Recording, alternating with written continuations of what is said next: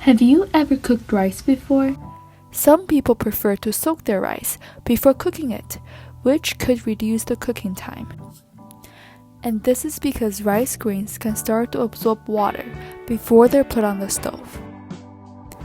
But how exactly does rice absorb water? If we could zoom in really close to a single grain of rice, we will see that it is made up of thousands of cells. If we could look even closer, we could see that there are very tiny holes on the surface of the cells. These holes are so tiny that only the smallest things could pass through, such as water.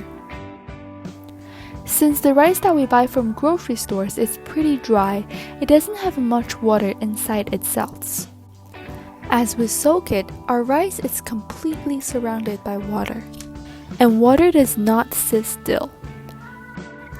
It is fidgety and moves randomly in all directions. Some of it will stumble upon the tiny holes on the rice cells and end up moving into the rice cells. Once water gets inside the cell, can it still come out? Of course it can, and some of it does. However, since there is less water inside the cell, this amount is very little.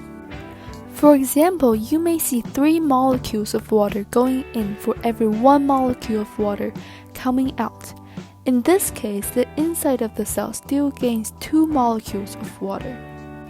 So in the end, what we see is water moving from the outside to the inside of the cell. When water moves like this, from a place where there is a lot of water to a place where there is less water, we call it osmosis.